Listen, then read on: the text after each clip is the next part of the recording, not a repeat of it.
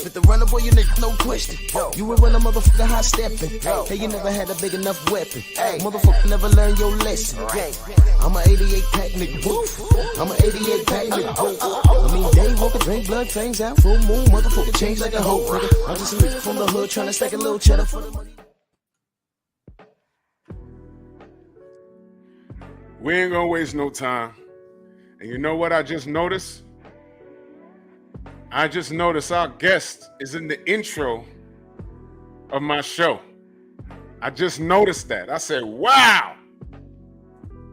So if y'all late, don't worry about it. Replay gang is in your future, so good.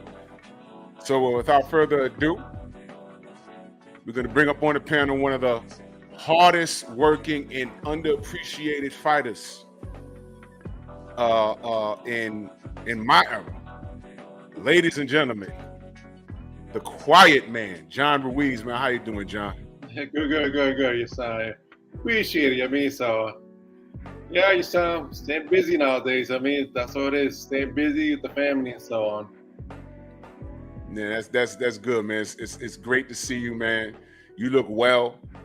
I'm always excited when I see a retired fighter with all his or her faculties. That's always good. And what you been doing, man? What you been up to? Right now, I'm working for the sheriff department right now at the Martin County up here in Florida. So that's keeping me busy right now. I'm at the easy job at the courthouse. You know, he's hanging around. He's taking care of business with the judges and stuff like that, making sure they're safe. Oh man, that's what's up. That's what's up, man. That's always great, man. Wow, the sheriff's department. That's good, man. That's what's up. In Florida, you know what's good about Florida? You ain't got to shovel no snow. Yeah, but I kind of miss it once in a while. I kind of miss that snow once in a while. You know what I mean? It's something that I grew up with. You know, he's bringing back memories. Oh, yeah, I'm trying to retire and get out New York. I'm trying to leave and head below the Mason-Dixon line. I'm just gonna go down there when I can't shovel no snow. I don't have to, man. Well, you got a tub over there. It's hardly no parking, and you know that's the key, man. If you have a driveway and you have a garage, you got a set. But other than that, you know what I mean, you're shoveling snow, putting some barrel in the way to save the spot. I know. It's rough, man. New York is one big setup, man. It's one big setup, man. Stormy, how you doing, good brother? I'm doing well. Blessed. Glad to be here. Salute Excellent. To John. Salute to the chat. Salute to you, Drew. Amen. Appreciate it. Now, listen, Johnny. Let me tell you something, man. We call this brother here the sensei. This is the sensei. And the sensei, his favorite fighter is Evander Holyfield. Yeah, he's a great fighter. I mean, like I say, I told many times, but Evander he's true to his name, the real deal. He came to fight. He brought everything to the table, no matter what. He came to win, even if he had to freaking kick you, you know, if that was allowed. And that's the whole thing with Evander. I mean, Evander was there to fight. He was a true champion. I mean, I can't take that away from him. Nobody can take that away from him because he was there. He fought a ton of championship fights. He fought all the contenders out there. And that's one thing you can never say about him, that he always came to fight, no matter what. Absolutely. Now, for those that didn't know you, that is the fight that pretty much put you on the map. I remember watching your ring walk. It wasn't really a walk. I mean, you was ready, man. You ran to the ring, man. I was like, whoa, this guy's not intimidated at all. You was ready, man. What was the camp like leading up to that fight? Wait, hold on. Before you answer that, all right. Let me correct Drew in something. See, you heard him say they called me the sensei. Yeah. So I do have to correct him because what I do know and recognize is you became a champion, during the time that you had the trilogy with Evander and everything, but you beat some notable guys before that, and it was kind of like your trademark to get to the ring with a quickness. I remember fights like with Jimmy Thunder, Ray Anus, Tony Tucker. You know what I mean? Yeah. And see, and I try to tell these brothers, I've been absorbed in the sport, watching all of the fights that I couldn't, as many as I could, but to be able to see someone and really now have an opportunity to sit down and talk to them like we're doing with you today, we have to give you your flowers, because you were one of the men in the division from that era that fought a lot of guys that other fighters didn't or wouldn't fight. So yeah, you're noted for what he was talking about, but if it's a real aficionado of the sport like myself, I know that there was far more than that going on, and I just wanted to be able to say that before you go ahead and start telling your story. But I appreciate you allowing me that word, because that's all about giving you, your flowers on this show. Definitely, thank you, man. I know where you're coming from, because it is true. I mean, the thing is that, I was never much about the show, because the show is basically, I hate to say it, but the walking, come on, people want to see the fight, pretty much. And that's the whole thing with me, basically. I just want to get out there and fight, because that's who I was. I never really was much with the show, and that's what kind of put a two-step back for me. Because if I was more, of a great fighter, it's like, people talk bad about Mayweather, but he was a promoter himself. He was he made what he deserved, because he talked the talk and walked the walk. And the thing with him, basically, he promoted himself, and that's what I tell every fighter now. Look, you have to promote yourself, because that's what it is.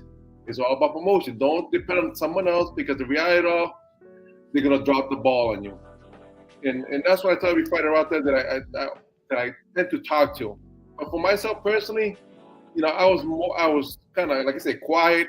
That's the reason why they call it a quiet man. I was quiet, kept to myself, spent more time with my family, and that's what kind of killed my my moving forward in a way of being, someone well known more across the world. Yeah, well, I appreciate. That's why we call him the sensei, for bringing up what you did before Evander. I was a little younger back then. I do recall those fights, but once you signed to fight Evander was like that next level, like the upper echelon over James Thunder and those guys. So I said, okay, he's fighting this guy Johnny Ruiz, and then I'm watching you, and you ran to the damn ring, and I said, okay, he's not intimidated by Evander at all. You gotta realize Evander is the only level. Evander is the only level, basically. That's the level you want to get to. Yes. Evander fight Evander, man. Because everybody else was underneath him. Yep. And Evander was basically, like I say, he was a true champion. And like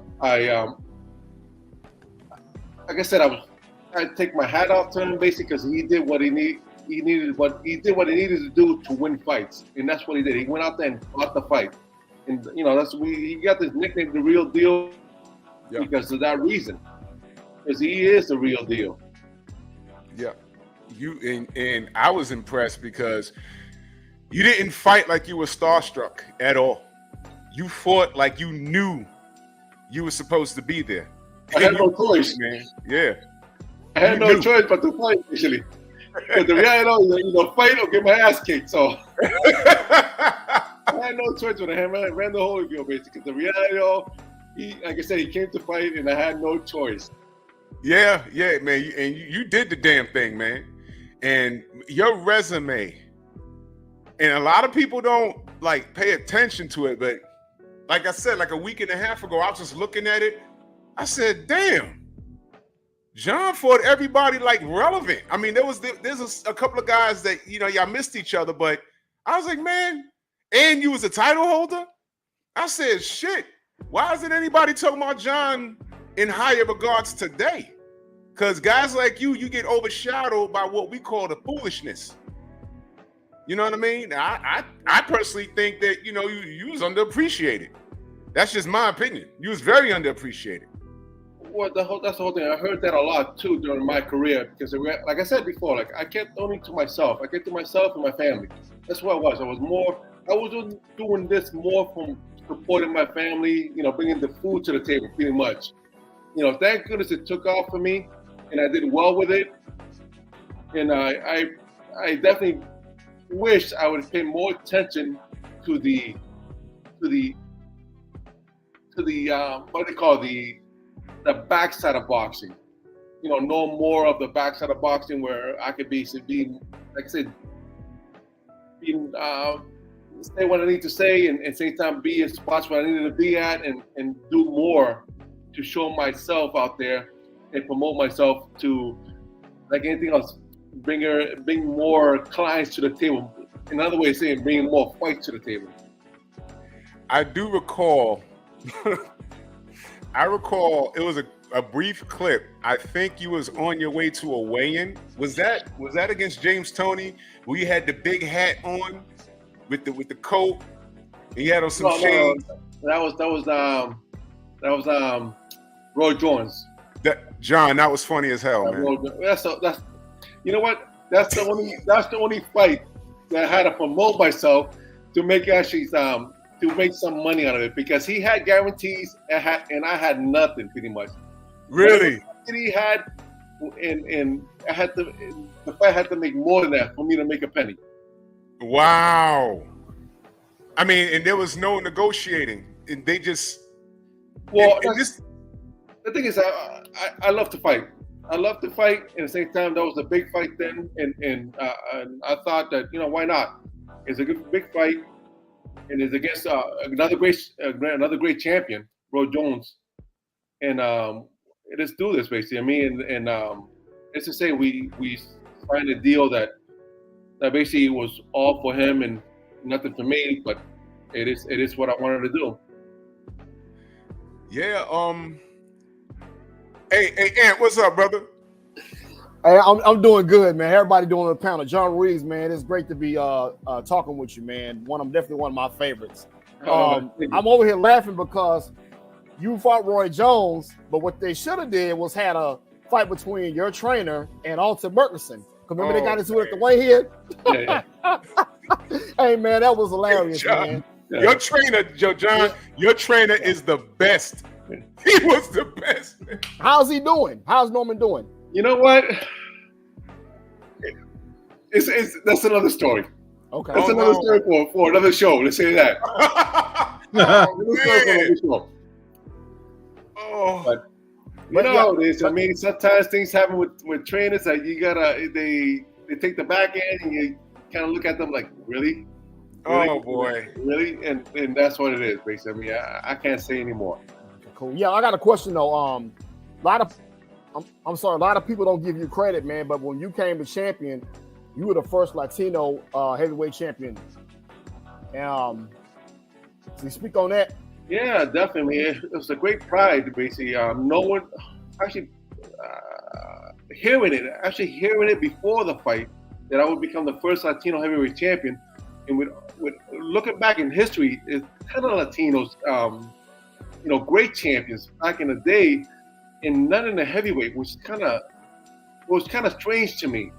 And sometimes they tend to dominate some certain weight divisions. In heavyweight divisions, there was actually maybe a few that actually fought for the heavyweight champion, and never one became champion. And that was kind of a kind of weird situation for me. At the same time, I took great pride of actually being the first one.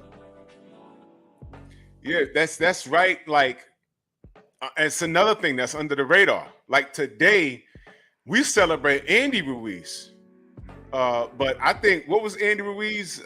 He's the first Mexican American heavyweight champion, I believe. I think that's what that was. Yeah, he's a cousin of mine. Right. Oh, And he did a good job that night. He did a good job that night. Although there was some stuff going on, but that's for another show.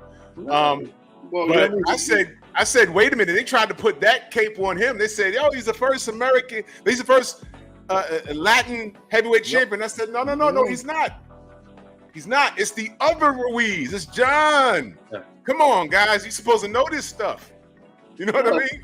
Yeah, so I mean, Andy, they say sometimes we have our days. I mean, some days are good, some days are bad, like any other sport. You know, Andy had a great day that day. He fought his fight, won the fight. You know, nothing could take that away from him. And the same thing in my situation too. And I you know, I take my hat off to him basically to achieving that. But you know, when it comes down to being the first Latino, I hate to tell him, but I'm the first one. You need to be in the Hall of Fame off of that alone, man. I'm serious. Yeah.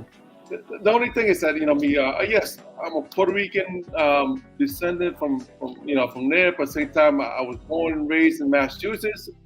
But, you know, and also being Puerto Rican, being from Puerto Rico, you're still an American citizen. Yeah. And that's probably what they're kind of throwing their situation on, you know, Mexican, you know, and him maybe, I'm not sure he was born there or not. That could be another story. I think he's American, but you know, by way of, you know, I think his Yeah, parents, no, like I think he's myself. like second generation or something like that. I think. Yeah, that's yeah. But I think off the strength of that, that's in the books. You did it, man. That's in the books. Yeah, it was kind of weird. It was kind of weird for when I was watching ESPN at one point, and then I saw his name, and all I saw was the Ruiz on it, and I was like, "Oh, Ruiz, what's going on here? What's going on?" And you see, And then, I'm glad you said that. ESPN is not perfect, man, and they do a lot of fugazi stuff. Like when they talk about the 4-belt era, something that they stick to today, and they talk about the undisputed champions in the 4-belt era, they had like 2 names on there, and I said that's not right. And ESPN is they're amplifying misinformation, and it's crazy. And we talk about it here all the time.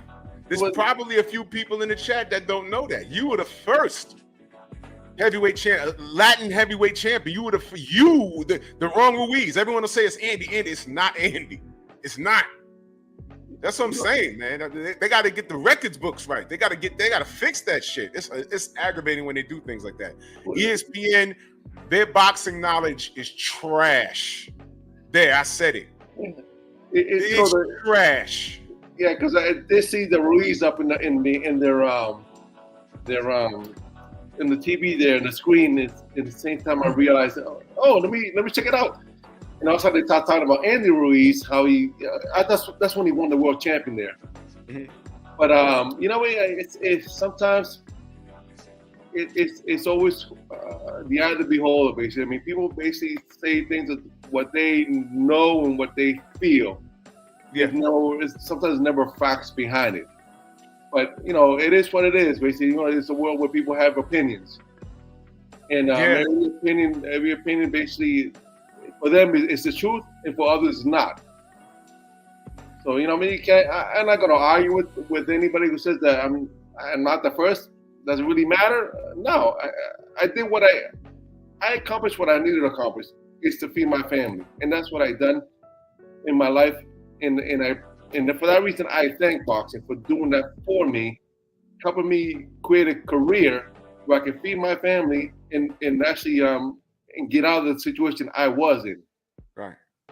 Well, to me, being that I'm a supporter of the sport, I think history does matter, and it's a noble thing for you to use boxing for what it's done for you, and it's been really good by you. It hasn't been perfect, but it's done right by you. But being that I'm a supporter of the sport, and I know it's the hurt business, and the sport really doesn't do right by all of you guys. My ideology is they can at least get the records correct so they can do right by your own history, your accomplishments. I think that that's only fair. And when ESPN, the leader in sports, when they can't get something like that right, because I was there when you did what you did. I was like watching it. And for them 20 years later to say, oh, Andy Ruiz was the first Latin heavyweight champion, I said, that's bullshit. That's not, and no disrespect to Andy. I like Andy. I love his story. I love it. But we got to get the history right, because if we let them get away with that, they're going to do everything else. Like, for instance, they told us Vasily Lomachenko was 14 wins, no losses, and 10 knockouts. And I said, 14 comes way after 2. And he lost his second pro fight to Orlando Salido. And why the hell is ESPN trying to tell us that that loss didn't happen? And they did that twice. I was like, what the hell's going on here? ESPN is really good for that. Really good for that. So they got to get stuff that they got to fix that. You got to realize that when I was going through the whole motion of my career, you got to realize some of these networks do promote people. And those people they promote, they tend to forget about the bad parts that happen in their career. And that's where it goes. I mean, I've been dealing with this different networks all my career. And at the same time, like I say, you can fight them, or you can say, I'm not gonna worry. I'm not gonna stress myself over what they say and what they do and who they promote and so on. I'm just gonna keep doing what I need to do. And the thing is that they're not doing the sport any justice by basically, like you said, putting false information out there. Because the reality of people do suffer in this sport, and it's a sport where you're gonna get hit. That's part of the job. You're gonna get hit, and when you're getting hit, it could happen. It could badly happen. People have died in the ring, and for people to create put bad information into the sport, it's shame on them. Shame on them, because they probably were never in the sport, and the same because they don't know what these fighters go through every single day. Because if you're not fighting, you're training, and at the same time when you're training, you're still taking punches from other people. Yeah. And I guess we can get into your body of work before I give it to Stormy. Your body of work, John. I gotta ask you, good brother. I gotta ask you. You scared the shit out of me in the David Tua match, because I thought we had a bad accident in that ring, man. And that was scary to watch, man. I was so happy that you was able to, get up and recuperate and continue to have a great career after that, man. What was the, what was that like? Like, That's the next movie. The thing is that, I hate to say it, but it's not that I hate to say it, but at the same time, it is something to say. People do. It's something that happens in sports. Something that does happen in sport, and that fight itself, basically, it launched me to a whole new level. Yeah, it wasn't for that fight. It launched me to a whole new level, where my emotion that same night, I say it's something like I say, it's for another day, another time, and talk about it, because it was truly emotional. But the thing is, that launched to a new level, and that's where I think you see different from the fight before that and the fight after that. That basically you see the difference in me. Yes, because like I said, fights like that could either make or break a fighter, and you see in the very next fight, man. But that was my end of my career. That was the end of my career, basically. That's what, you lose that kind of fight like that, and especially in the first round, that's the end of your career. Yeah. And the way you bounced back and went on to do what you did, that's what I'm saying, man. When they talk about Hall of Fame resumes and things like that, I can't believe that your name doesn't come up more. That's like ridiculous.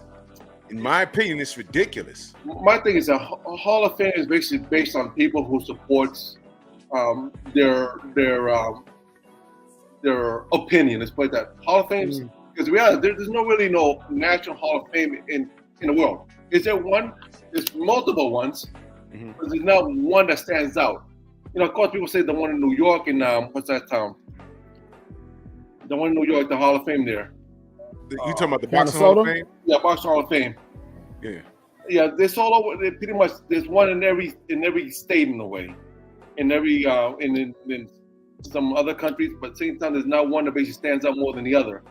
And they have their own opinions. They have their own fundraisers, and they try to get the fighters out there that make them money, because the more the fighters want, the more people will come and show their faces to get an autograph for the guy. Me, on the other hand, let's say that I told you before, I'm not the well-known guy out there, but I did what I did. But at the same time, do people want my signature? Yeah, maybe.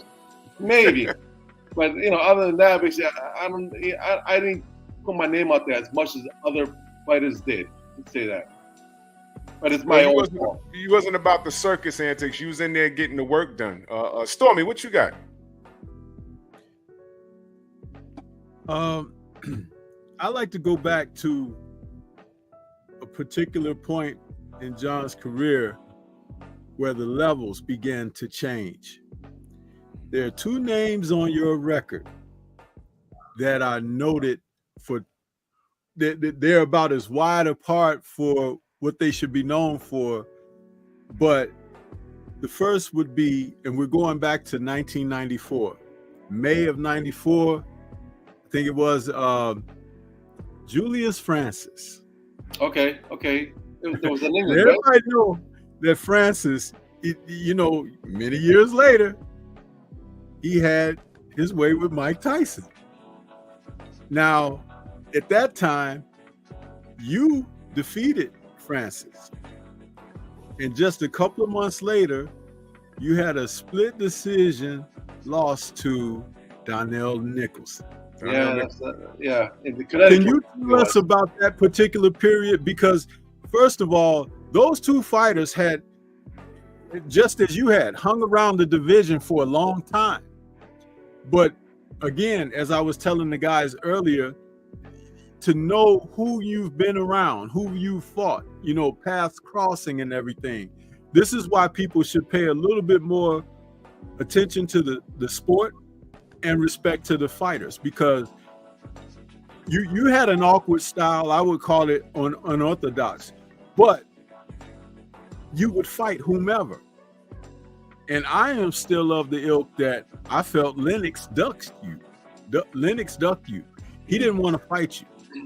Yeah, that's what actually happened in the when I was I think it was the first one when the Lennox Lewis beat Holyfield that time, when he was holding the three belts. He had WBC, WBA, WBC, and IBF.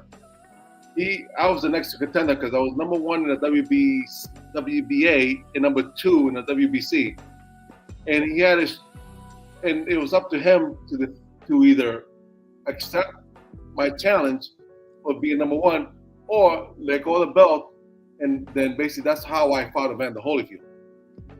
When he let go of the belt, of course, Evander Holyfield was number two at the time. After losing to Evander, they put on a number two, so that's when we had the fight, the trilogy, and for that reason, I was in Lennox. At one point, I was in Lennox Lewis camp. I was part of the I think it's Frank Maloney group there.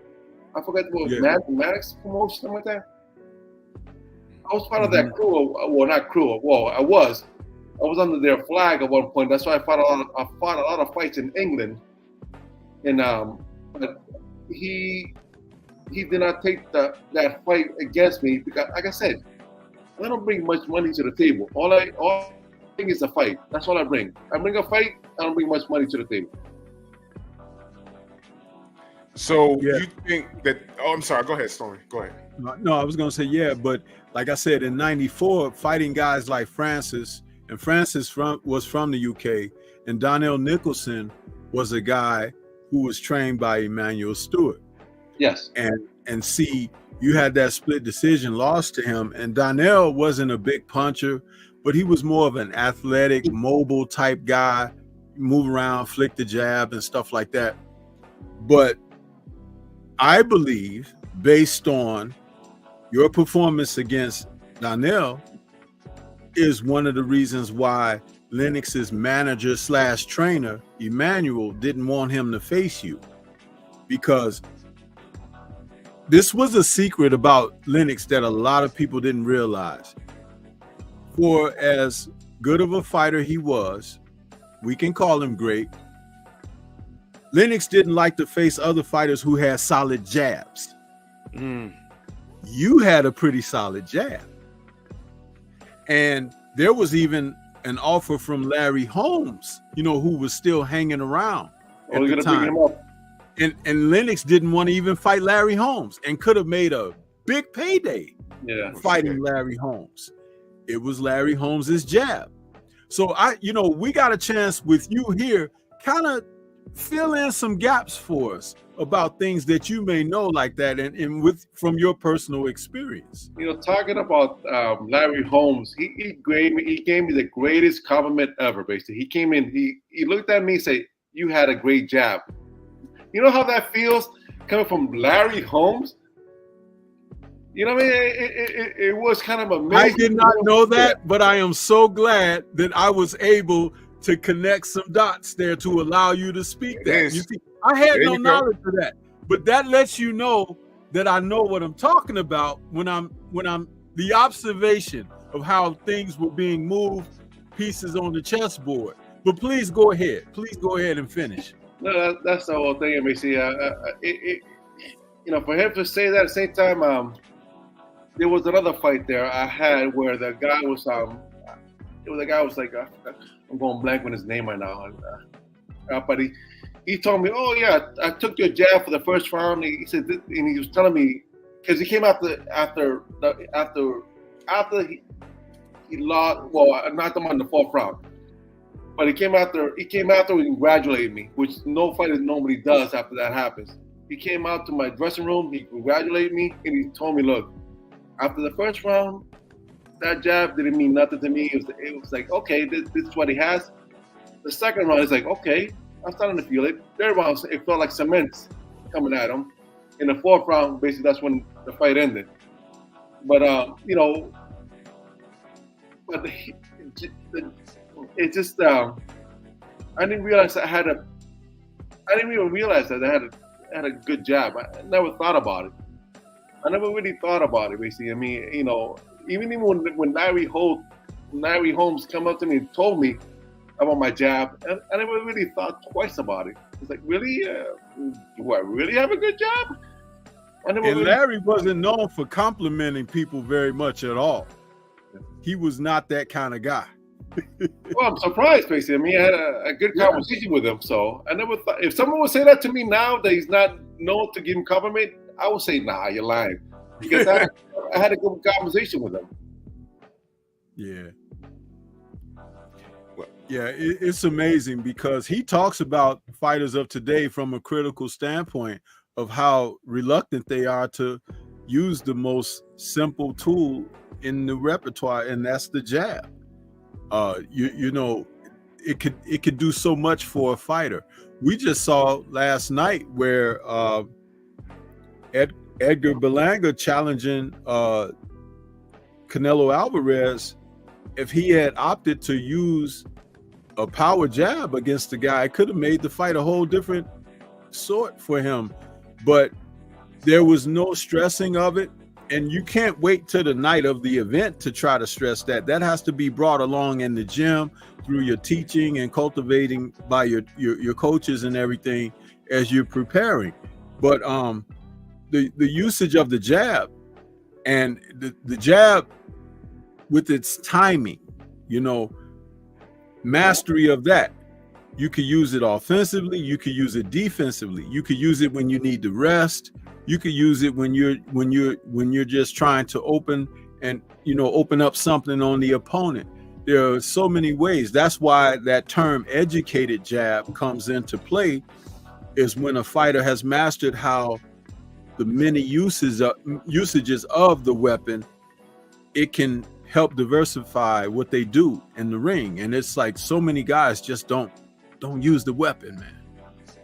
You're absolutely right, basically. I mean, it is an art form when you start using that jab. And the jab itself, basically, I mean, like I said, it can be used for anything, offense, defense, protecting yourself. Also, it's like a lost art right now because everybody wants to see the big knockout, but they don't realize it's the jab that sets it all up, and they don't want to do that. Use that jab to set it up that big knockout because the reality of they just want to throw right hands or if you're a softball, you throw a bunch of left hands. And the thing is that I mean, you don't see that art form no more. I mean, great fighters. The more you see it back, you start looking back in the old days. Basically, the old fighters, basically, they start using that jab from a distance, basically throwing those right hands from a distance, and setting the whole combination up. And it's sad. It is very sad. I mean, I try to teach these kids nowadays. Like you're right. I mean, jab could be something you do if you want to relax and rest and take a breather. Use that jab. Go outside. Use that jab. Take a breather until you're ready to fight again. And I try to work with some of these kids nowadays, and hopefully they will catch on to realize that jab could be anything you want it to be. Yeah, that's correct. You had we had Kirk Johnson. He's a friend to the show also, and I asked him about when you and Kirk fought, and I said, "Well, Kirk, what was going on that night?" He says, "Yo, John just had a style that I just couldn't catch up to. You was giving him all kinds of problems. Now, it ended in a DQ because he just kept hitting you low, and it was academic. After you fought Kirk, that was leading up to the Roy Jones fight. What was? Did y'all have an agreement on weight leading up? That's I always wanted to ask you that. And we had Roy on the show. Damn, what was it? 2 years ago now? We had Roy on the show, and I don't think I asked him that question. Did y'all have like a weight agreement? I don't think so. I was never that big a guy. Basically, I was like maybe 225, 230. Yeah. I mean, heavyweight. As a heavyweight, back then, of course, Holyfield was like what 215, 218, something like that. Mm-hmm. Back then it was like it wasn't even big that back then either. I mean, I saw bigger guys like at 250, 240, 260. I mean, a lot bigger than I am, basically. But we never really had a weight agreement. At the same time, I never really had that weight on me that basically made him think about it.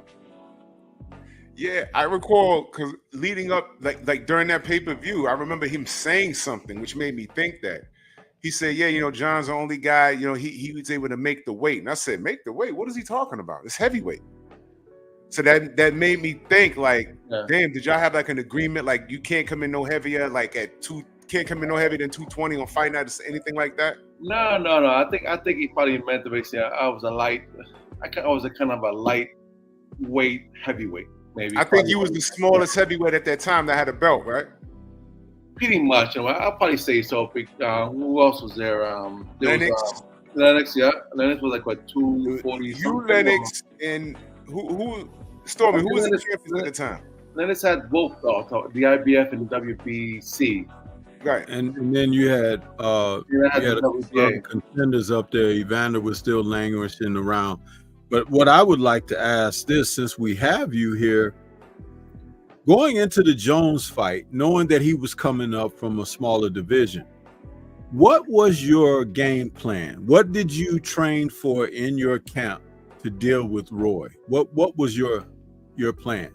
Yeah, I'm not talking about how things ended up, but what was your initial plan? What were you guys setting out to accomplish against Jones? The initial plan was basically, of course, he's a smaller guy, and even though I say I was a light heavyweight, but I still was a bigger guy. Yeah. And the thing is, more of a manhandle him, basically. Get him worn out from basically being on top of him and me doing stuff. Throw a combination, whatever. It's basically me like any big guy. It's try to overcome the smaller guy.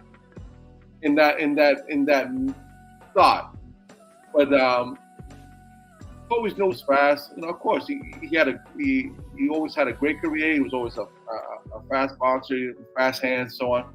But that was our main goal, to wear him down where he can become a slower fighter in the same time.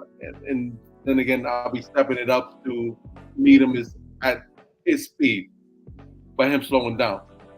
But other things happened in my life that basically kind of ruined that. Let's say that. Okay. Yeah, because I would think, you know, I remember the fight. I haven't seen it in many moons, but one of the things that I was thinking about, because one of my colleagues, friends, ended up facing Roy too, Derek Harmon. Derek Harmon is a good friend of mine. And talking about Roy, he was a guy that was, and this is it might seem like a casual statement, but it's really not. He was not a guy that welcomed contact. He was kind of one of those guys that think nobody should touch him. And though I agree with the whole point of being physical with him and being on top of him, being the heavyweight, you know, and he's challenging you at the heavyweight division, I always felt like the jab that you had, if you had used that jab as that weapon that we were talking about, and I'm talking about spearing the body, spearing him in the chest, spearing him in the pit of his stomach, spearing him on his shoulders, because Roy liked to carry his hands low a lot. Yeah. Just hitting him because you're a bigger guy. And over a period of time, 5 to 6 rounds of doing that, now you can get a lot closer to him because those arms are sore, you know, the body and legs are being drained from that other type of work. Then that physicality part can kick in where you maul and lean on them and things like that. And then the third portion of it would be like the last quarter of the fight, the last 3 to 4 rounds of the fight. Then you go to try to get him out of there. I never felt like he was the type of guy that one should try to get early. Roy was, to me, the type of guy that you get him later, because athleticism, speed and quickness, those things that people like himself, because there have been a number of athletic fighters like that, they rely on those things early on to jump out ahead. They never really are prepared to go the distance because they're thinking that that's enough to get them through. But the opposite game plan is what draws them out of what they do best.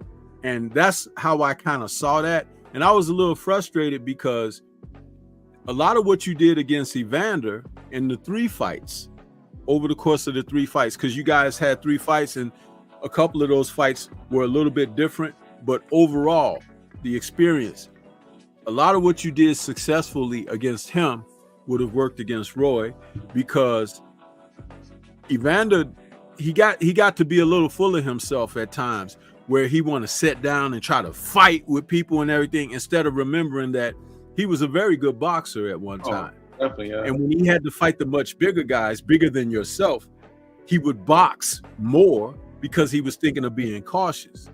But that thing about the warrior, remember they started calling him that? That thing about the warrior, that ego got involved, and he wouldn't fight and be disciplined and do the things that he needed to do over the course of a fight. He'd rather go to war with you and try to get you there than to be fighting for 12 rounds and having to be disciplined and minding defense as well as being a boxer, a sound boxer. So those are the things I wanted to offer to you about that whole thing about when you faced Jones. And it's like, it's very interesting, but I could see where it didn't have to go the way that it did. I definitely see your point of view, basically, because if we had it all, they say my train of thought during the whole fight was actually out the window. No matter, even before the fight began, I was going through the whole emotional of getting a divorce, pretty much. Oh shit! I didn't know that. I was going through the whole point of getting a divorce, and I was leaving camp to go back home and coming back to camp, and so I was kind of in hiatus, let's put it like that. But it is a fight. I had to go out there and fight, and that's the only fight. That's the only fight in the first round that I say to myself that I tried, like what I say, tried that game plan where I'm trying to muscle and at the same time, as soon as I came close to him, they separated us. As soon as I came close to Jones, they separated us. And that thought to me was more of like one of those thoughts I said to myself, if they want to win, okay, fine. Let them win. I feel like I quit on myself in that fight. Because I'm thinking about, okay, fine. You want them to win this? All right, let them win. But I'm going to 12 rounds. I'm not just going to fall down and let them, whatever. But that itself, basically, I mean, my whole, you're right. I mean, I could have been a better fighter. I would put it there, a better boxer instead of a fighter. A better boxer and basically use my combinations, do my jab, and so on. I probably did have the reach. Well, look, on your behalf, John, I have to honestly say this. Knowing what you just shared with us, which is not our business, but see, a lot of people don't know these things. What goes on behind the scenes in a fighter's life sometimes could really handicap them, cripple them, make them, or break them. And a lot of people don't understand that. So just with what you shared, it shines a different light on things. Yeah. Because there had to be some part of you that is normally the fighter that competes in the ring just is not there. It's not showing up. And that's not a bad thing on you. That makes you a human being. You're not Superman. You're not a superhero. But at the same time, again, be able to understand that, because we've all been in circumstances domestically where it can really take your focus away from other things, and you may not be at your best. So, and thank you for sharing. But we understand that you didn't have to, but it does shed a different light. It really does. It really does, man. You using there fighting Roy and Jay Nady. Every time they separated y'all guys, I did notice that Roy, when y'all separated, Roy walked around Jay every time. And I said, oh, shoot. He was walking every time you got in, because you was trying to rough him up on the inside. I get it. But every time you got on the inside, Jay Nady separated. He separated y'all. And Roy, off the separation, you'd step back, and Roy would walk around Jay, and then you'd have to walk another 2 feet to get back to Roy. It was all strategy. I was watching the whole thing. I said, damn. Yeah, so I understand, man. Yeah, that was crazy. You gotta realize it also. I mean, it's in the boxing world. I mean, I seen the bad side of it. They say that, being in the position I was, I saw the bad side of boxing, and also saw the good side. But I tried to get my, that philosophy of my glass half full kind of an outlook on everything. But I saw that glass half empty in boxing. And I saw a lot of basically stuff that I wish I did not see. And at the same time, in boxing, you get to choose some of these referees, actually officials. You get to choose some of these officials. At the same time, if you're well known, and at the same time you do a lot, and you get to choose maybe one or two officials, then you're definitely making some money as an official. And that's where things could be different from for the sport itself, because if you're choosing an official, of course the official is going to be more likely to see a close round towards you, or even a not so close round, and give you the benefit of the doubt as a winning the round. Right. And that's where I stand with boxing. Some of those things that, like I said, I wish I did not see, and it is what it is. It is what it is, and I'm not gonna complain about it, because the reality all, I did well. I lived a good life, and I still living. I got my family. Can't complain with that.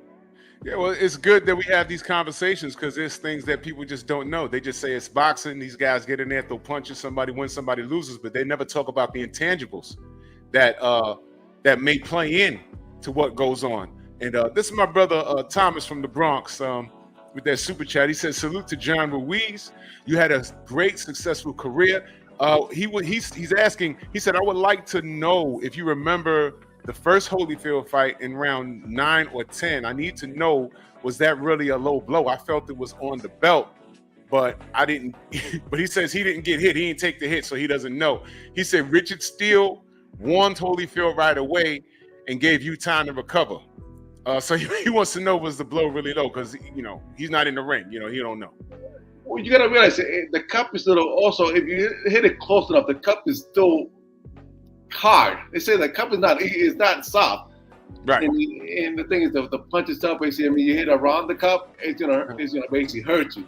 And it definitely was a low blow.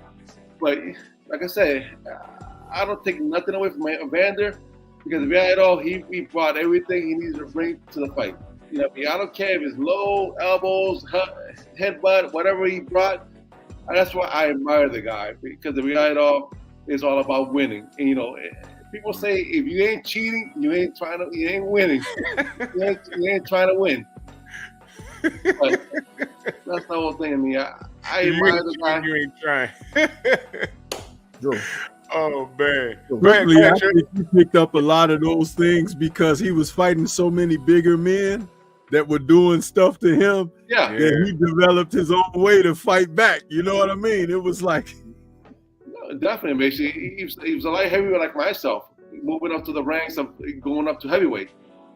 And he fought a lot of big guys, and he took a lot of punishment from those bigger guys. But at the same time, he gave it back. He gave it back, and at the same time, me growing up with when my stepfather was an old school kind of a fighter, he kind of taught me some of those old tricks. The old tricks with, you know, you throw a hook, you throw an elbow at the same time. Who knows? I mean, stuff like that we all get taught when we were young, and because they're old tricks of the book of old boxing.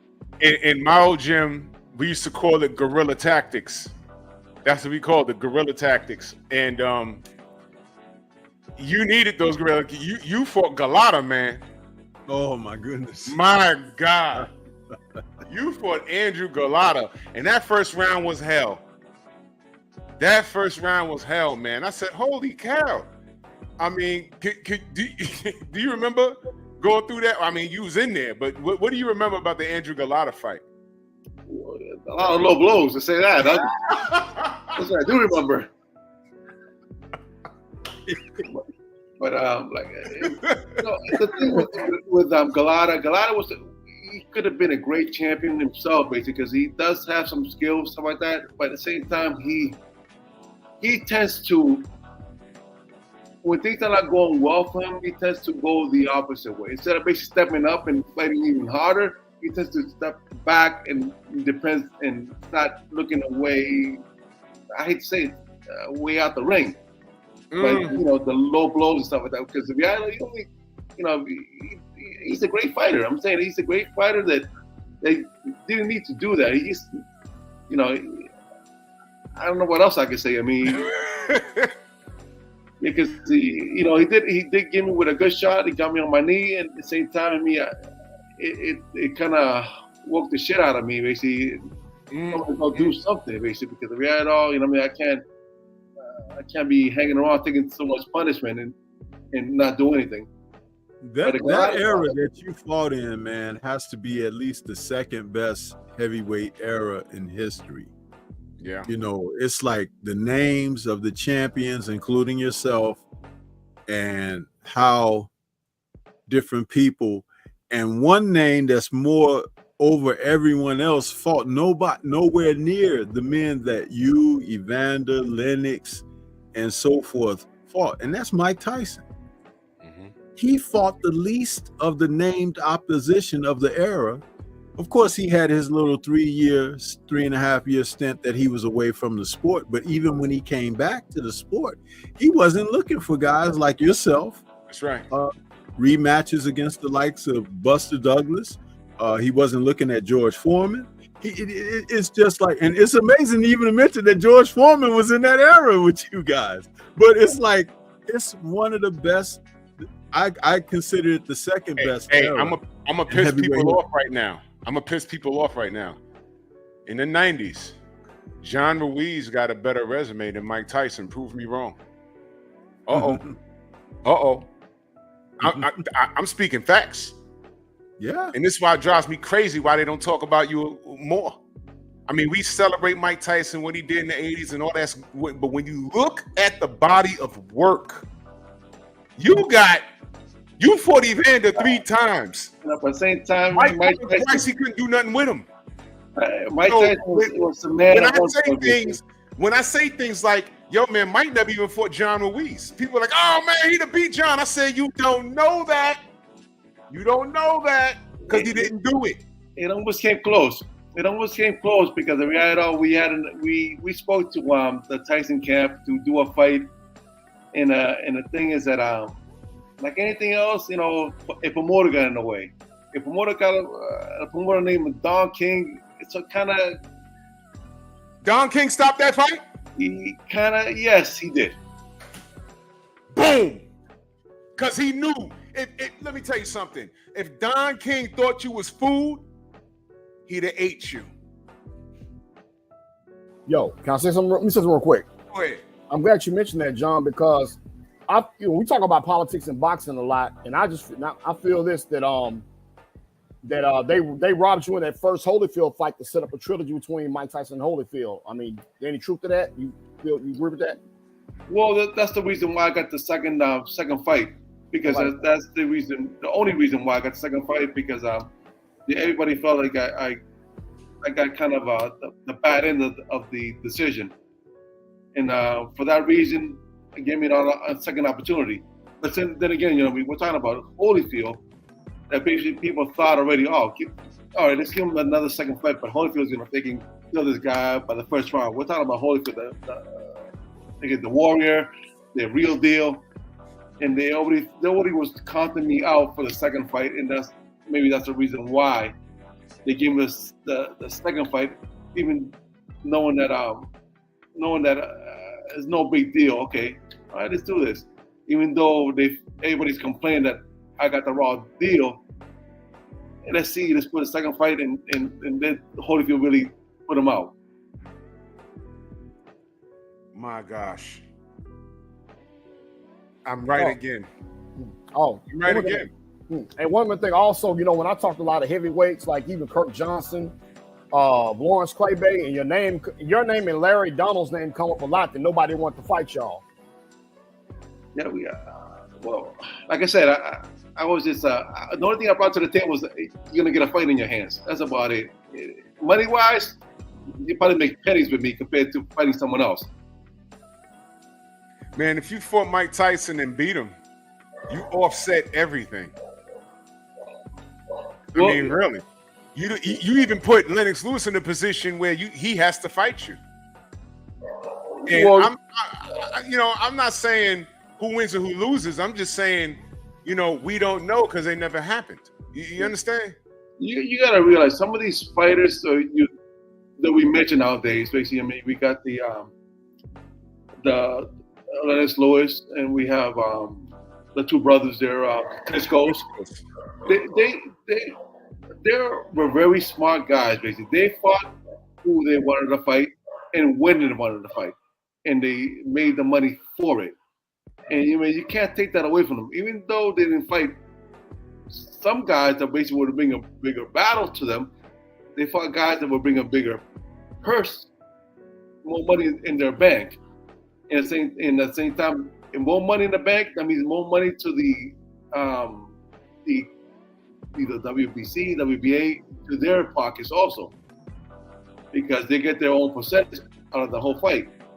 Mm-hmm. You know, things is like anything else. It's about money, and at the same time, it's about well, like I said, if I had a choice, yeah, I'll take Joe Smo over a big name for sure, because I'll be making more money with Joe Smo compared to the bigger name, in a sense, and I'll be maybe guaranteeing myself a win, a walk through win without having to struggle so much.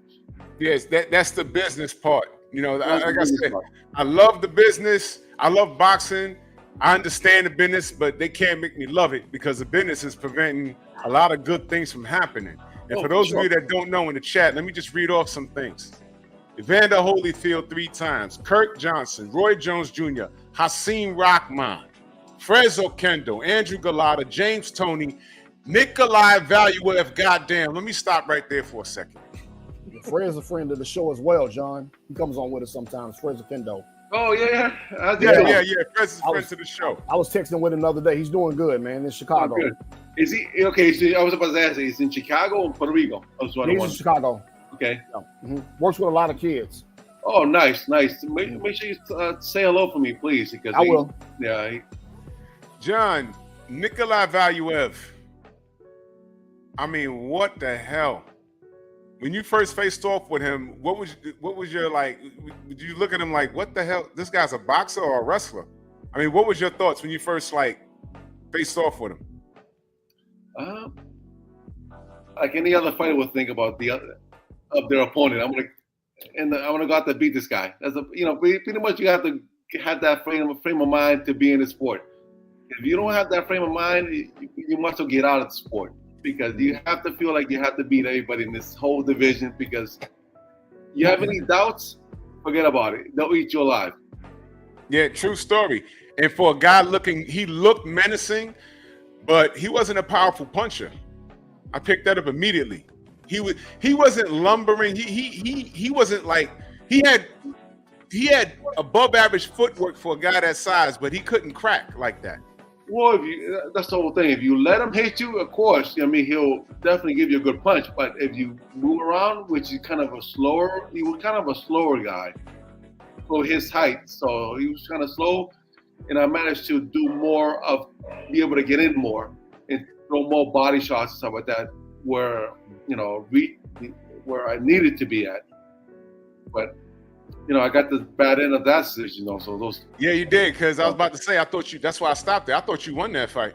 Yeah. The weird part of basically, I'm fighting in Germany, where his promoter's from, and pretty much at the end of the fight, everybody's like pretty much either booing or singing some. I think I heard him singing a reggaeton song. The weird part, hear him sing a reggaeton song in Spanish. In Germany, Gasolina. Yeah, and that's where it is basically.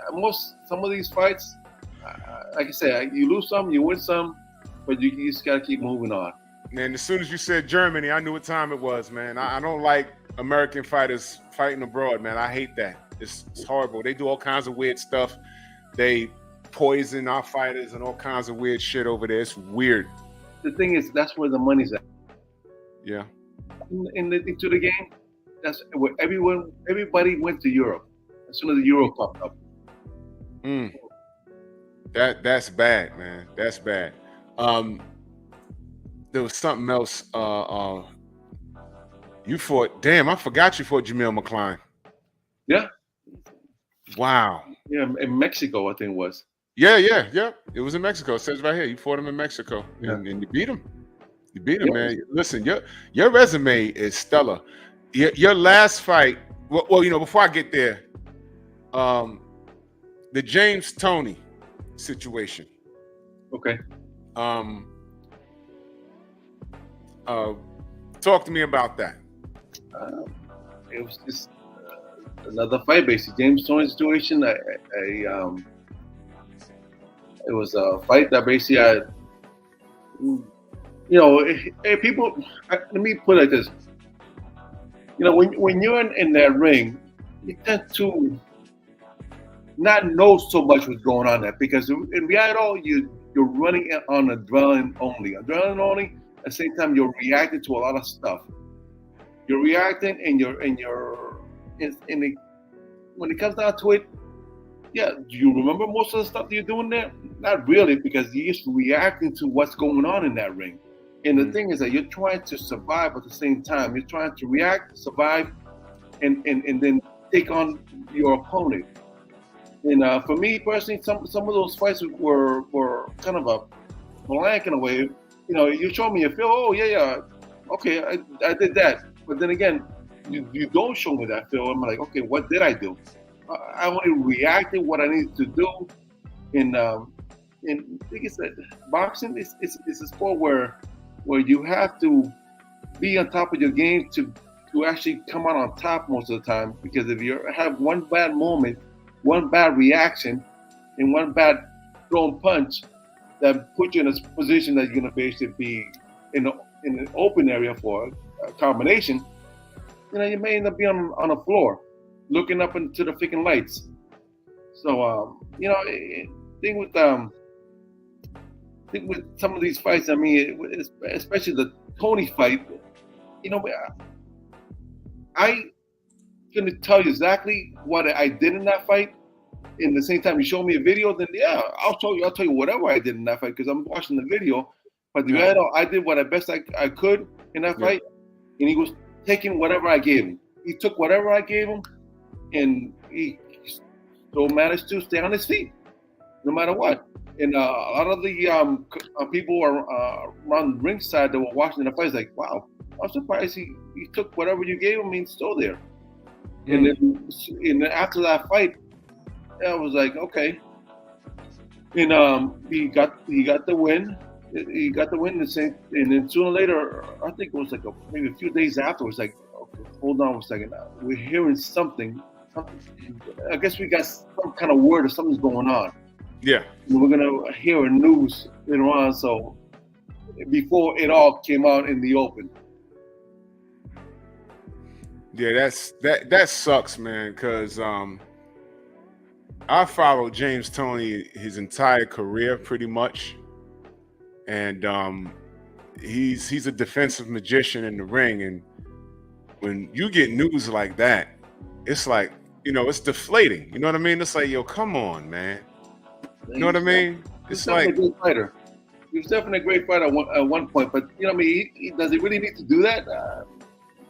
Maybe it's not fair, and it wasn't fair to you. Yeah, it wasn't fair to you at all. Yeah, definitely. I mean, it definitely put an asterisk in my career in a way. It put an asterisk instead of putting instead of it just say my career did not take off after that fight because if you had him getting the win, my career went south after that. Well, not after that, but I'm saying that day it went south because I lost to Tony, and basically anytime you lose a fight, you end up you have to go back to the beginning again. Yeah. Then now they made it no contest. Did you pursue legal action against them personally? No. I mean, like I said, I was. For me personally, like I said, I was always been more about my family. Didn't really care so much about what's going around me in the professional side. In my personal life, I definitely knew what was going around me with my family, so on. On professional side, I hate to say it, I wish I paid more attention and cared more about it. I would have been definitely a different I would have been a different status of a fighter because you know, I would say status more of a well-known fighter. If I cared more about my career than more than my personal life. Yeah. I just, to me, you know, cheating, it's bad. You know, we're also very close with Deontay Wilder, and they did that brother so. I ain't gonna get into it. My chat knows. What they did to him was fucking attempted murder. I don't care what anyone says. And cheating in this sport at this level, you're really playing with your lives. You know, it's bad. It's real bad. And you know, you guys could kill each other in the damn ring, man. So why the hell it's unfair when someone has to take a drug to increase their performance? You're literally playing with someone's life. It's not only the drugs sometimes. I mean, sometimes it could be the hand wraps too. Sometimes the people do for hand wraps and do stuff for the gloves. You know, it's a lot of things where you see. I mean, that could go wrong in the sport, that it's being allowed because it all depends who you are and what status you bring into the fight. Because if you bring a certain status to the fight, they let you get away with anything. Basically, they let you get away with doing your hand wraps, but like picking cement sometimes. Oh yeah, I know. We had Kermit Cintron up here. He told us about the Antonio Margarito situation. He got twice with Margarito, and we would never have known.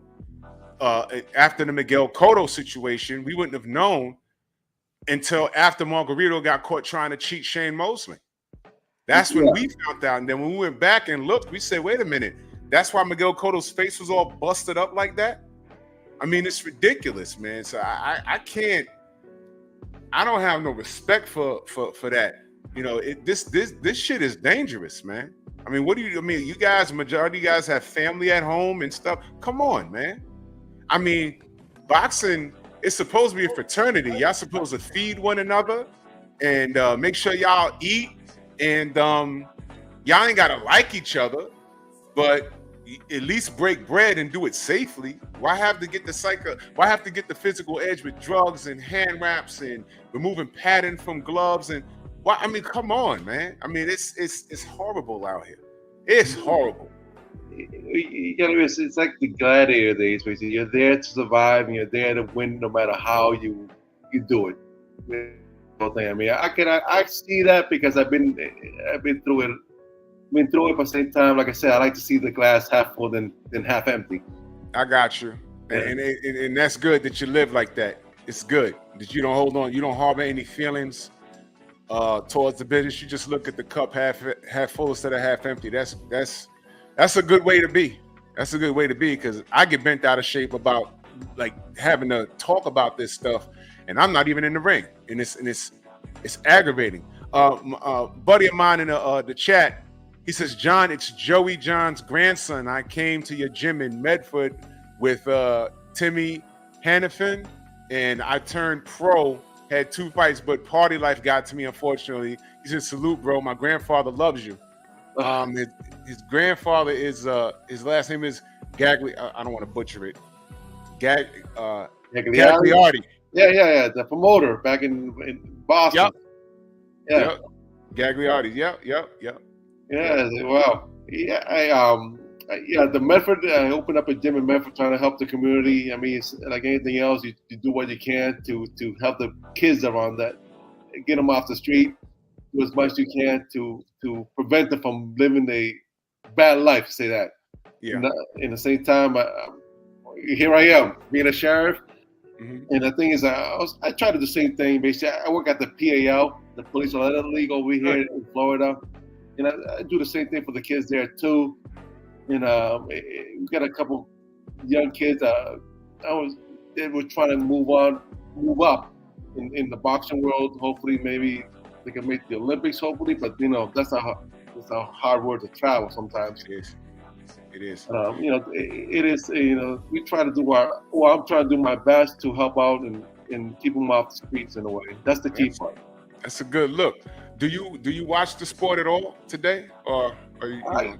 I never did, actually. I never watched the sport, actually. I never did watch, even when I was fighting. I never really watched the sport because, in reality, I grew up in the sport. I was like 7 or 8 years old when I first started, and I did nothing but go to school and box.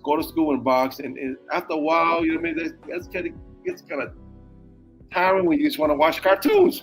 You just want to watch cartoons, but my stepfather was kind of that guy, the old school guy that basically he thought it was like candy. The more you eat, the better.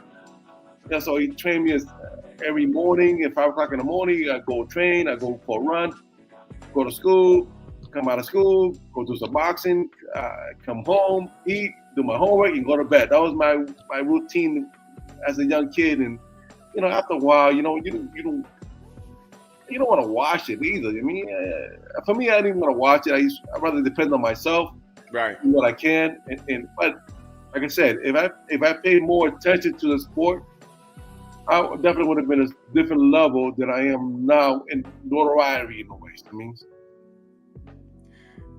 Yeah, that's that. Yeah, when you're living it, you don't really want to watch it. I understand.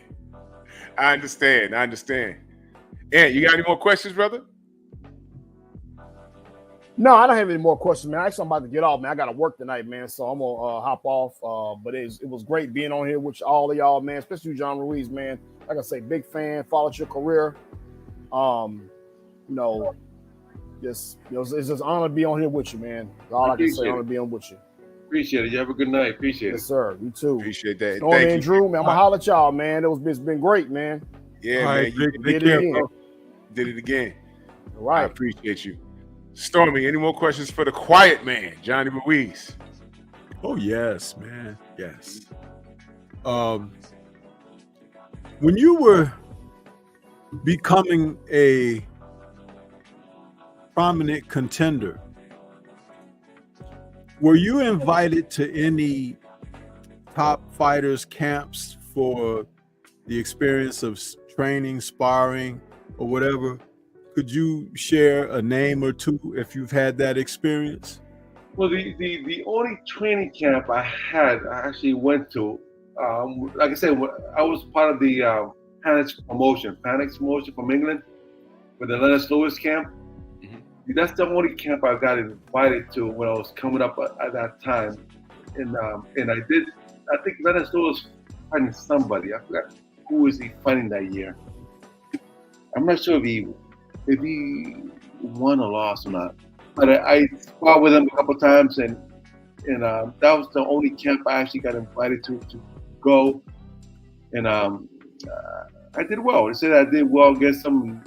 Sometimes I feel like that basically the reason why I never got to fight him. Was that while he was not a champion? He was contending. He was a champion. Oh, he was a champion at that time.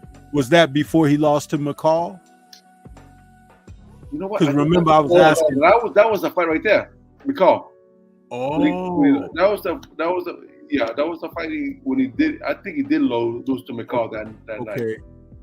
Okay, very interesting. Like I said, if that was when he was training for McCall, that means that his trainer at that time was Jose Pepe Carrera. No. It was Manuel Stewart. Okay, then that must have been for the McCall rematch, because when he went into the McCall first fight, he was trained by Pepe Carrera. Oh yeah, Pepe Carrera. Yeah, Pepe. Yeah, you're right, Pepe. Yeah, Pepe. Yeah. So, and then that kind of solidifies what I suggested earlier, that if Emmanuel saw you in the gym, that's why they didn't take a fight with you when it was time for your paths to cross. See, Emmanuel Stewart was a very smart man when it came to managing fighters, because people remember him as having trained Lennox, but what they don't remember is that he was managing Lewis also. Yeah. Mm-hmm. He took that job early and told Lennox, not only can I train you, but I would rather manage you, because I need you if you want me to break you down and rebuild you. Because remember, this is after he was stopped by McCall in 2 rounds. He's like, if you want me to break you down and build you back up, you're going to have to basically kowtow to what I have to offer as I build your career going forward. And so Lennox agreed to that. So he became Lennox's a manager as well as his career, as well as his trainer. Now, I don't know how long he managed Lennox, but he did, upon rebuilding him and getting him back to the level of competing for that title again. He was managing certain moves. So again, like I said, that explains to me why they wouldn't take a fight with you, because they saw your talent. They saw whatever you had to offer in there, and that was just something maybe that they didn't want to deal with, under the lights. It happens more than people really realize. And like guys of today, they like bragging rights about sparring and being in the gym with one another, because to them, that's how they try to gauge themselves, you know, instead of learning their craft. And it also leads to why the actual fights don't happen, you know, openly, because people who are familiar like that, they know that, well, this guy gave me a rough time in the gym. I don't want to face him. You know, I might lose my O or whatever. It's like it's just kind of goofy and crazy now. Oh, you're right. But to get in there and gain the experience of other fighters is a good thing. But my philosophy has always, like, you go for that experience, but you don't go to try to kick somebody's tail or even allow somebody to come and try to kick yours. What you're doing is you're honing your craft, you're building yourself, you're developing and cultivating skill set, your ring IQ, things of that nature. These guys today, they're missing so much in that sort, and their approach to their professionalism.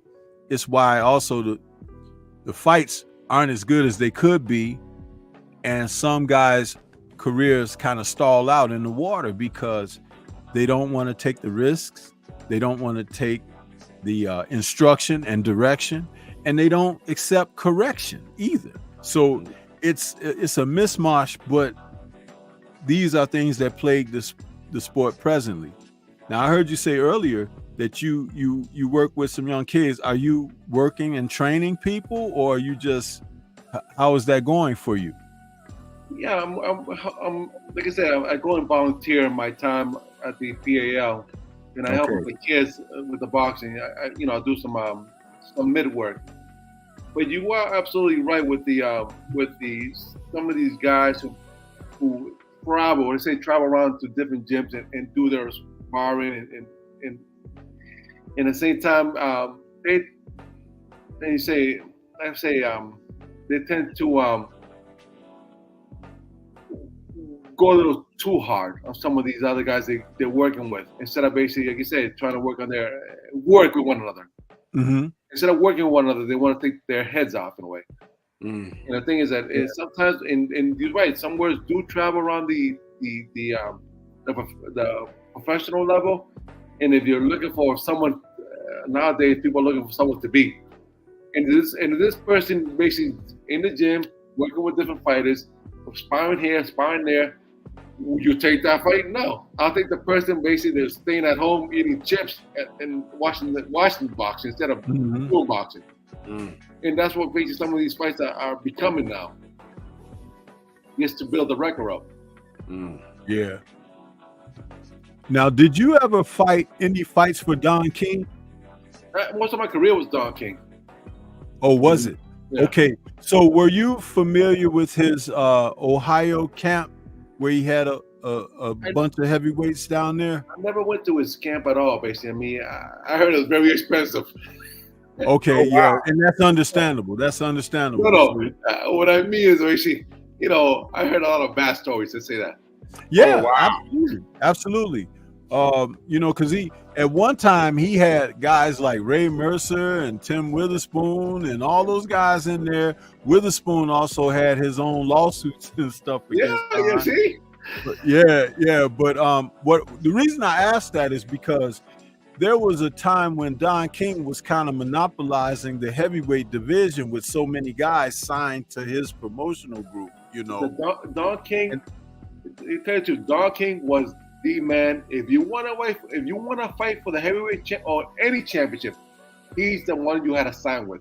He's the one. He's the only. You got the other promoters out there, but if you really want to make some money at the same time, fight for a championship, he was the one to sign up with. Back in when I was fighting, he was the guy. Yes. Yeah. It's really something, man. Like I said, that era that you fought in, it was so many guys. And Drew dropped some of the names here when we talk about guys like Rockman and of course Tua and those guys. That was kind of like that subdivision of the guys under Lennox and Holyfield and there. I always wanted to see, when he came back to the sport, Mike Tyson fight his contemporaries. But it seemed like Don kept him away from that. You know, I don't even understand why that was, because even though they made what Tyson would refer to as 30 million a pop, you know, when he was fighting certain people after he had come back to the sport. When you talk about guys like yourself, Riddick Bowe, Michael Moore, Ray Mercer, Holyfield, Lennox, Tommy Morrison, there was so many names that he just didn't face. Mm-hmm. And these people worship him like a god today, but he didn't face the men. And it's like, you know what? Because Drew will tell you, I roast him all the time on my channel and in some of my content that I produce.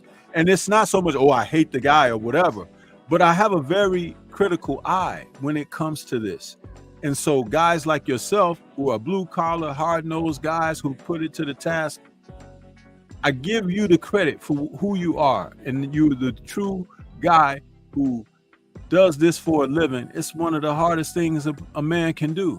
And then you see other guys who have had like a cakewalk and a path cut away for them and everything, and they didn't have to bleed like certain others. And people are like, yeah, that's the man. He's Hall of Fame. I'm like, it just rubs me the wrong way, man. It really does.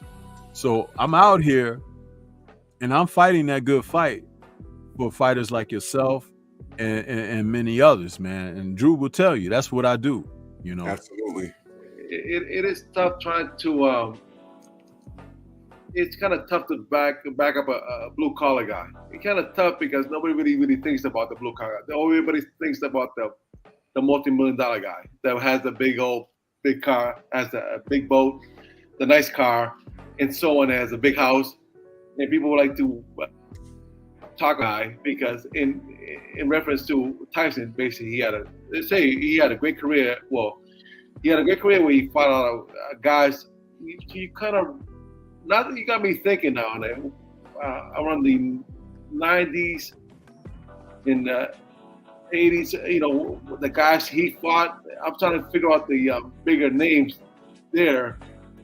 And now I'm thinking, okay, who are the big names? I know they fought like the older guys, the older champions. Well, you know, back in the day, you know, Larry Holmes. But when did he fight these guys? Right. And Tyson, like I say, I can't take that away from him because he was a great champion. He did what he needed to do, knock out people. Yeah. What people like to see. But you know, now you got me thinking, what were those big names? I mean, I think of Boxing After Dark. Like I said, you was around. However, so brief, Ike Ibeabuchi, David Tua, Jamil McCline, Hasim Rahman would have given Mike Tyson all kinds of problems. And there was a lot of guys that era is so under the radar. It's so under the radar. People blinked and missed it. And there was a lot of work. When Mike got out of prison, they steered him in certain directions before he got the Lennox Lewis and then the Holyfield. He didn't even fight Riddick when he came out. I mean, and that was a few years later when he did eventually fight Evander. And if you ask me, the only reason that they took the Evander fight finally was because he looked so bad against what's Bobby Chaz. Bobby Chaz, yeah. That fight against Bobby Chaz on that heavyweight card, that was, I think that was that MSG. Yeah. And Holyfield fought. I think Lennox fought. Lennox fought Ray Mercer that night, and you know it was like Holyfield was really struggling against Bobby Chaz for whatever reason. You know, guys can have a bad night, but he looked bad. And then they said, okay, we're gonna fight Holyfield, and it turns out that Holyfield beat the crap out of Tyson. But it was that kind of thing. But there's one more question that one of my brothers that's close to me, the historian, Scrapbook Boxing, he asked me to ask you, and shout out to Scrapbook. He has a channel here on YouTube, John, that he covers the history of the sport like no one else. And Scrapbook is a real good guy. He claims to have met you a couple of times, but not under the name of Scrapbook. So if you ever get a chance to go to his channel, it's called Scrapbook Boxing. You can like give him a like or whatever and leave a comment over there on any one of his, and he'll respond to you, and he can let you know person to person who he is, you know, because I'm not going to say that over the air. But the question he wanted me to ask you is about the controversy on who's the face of Puerto Rican boxing between you and Felix Trinidad. Was that ever resolved? You know, there was some bad situations back then. It was mostly with his dad in a way, basically, you know, making a big deal about me not being born in Puerto Rico. I heard about that. I'm from New York, so I heard a lot about that, and I was like, look, I'm not getting in the middle of that. It got ugly, man. Yeah, you know, but you know, what am I to say? I mean, yeah, he's right. I wasn't born in Puerto Rico, okay, but is that to take away what I've done? No, you know, that's the key part. What I've done in this boxing world for myself and my family, I really, I think and I thank God for it. And the thing is that, you know, if he wants to feel that kind of I don't know, little over something that his son is doing great, well, why does he have to complain about? His son is doing awesome. His son is fighting everybody in that division, and you know, making some good fights and winning some fights too. Yeah. Why is he complaining? I think stuff like that happens. It's a degenerative disease within social constructs of people when they embrace the ideology of separatism instead of togetherness. You know what I'm saying? And it's like and that's by a hidden hand, by the way. That's why certain people are considered classes of what you can refer to as minority and things like that, because you adopt an ideology, you know. But if you don't adopt that and you live in your in the fact of what is, you destroy that. But see, a lot of people don't understand that. It's a whole different type of a conversation, but at the same time, it requires a person to elevate from where they could find themselves presently and see outside of the so-called matrix of things.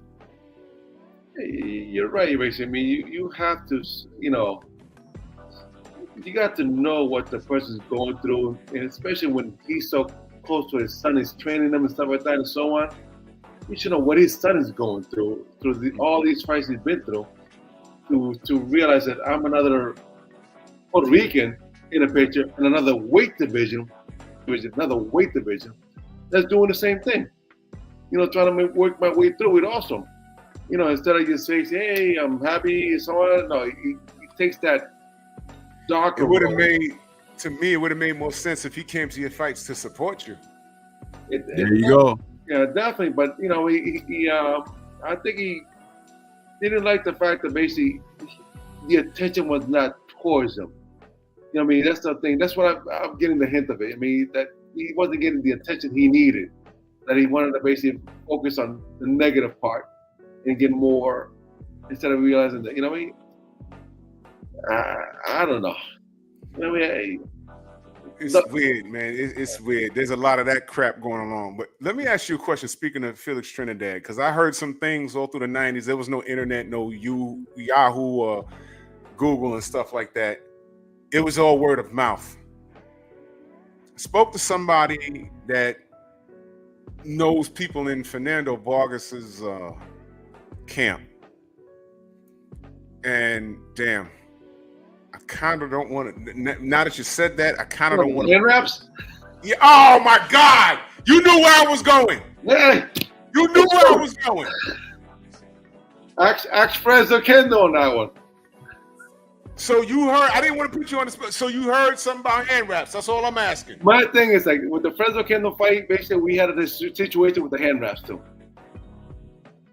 Yeah. Did he? I don't know. Did he mention that?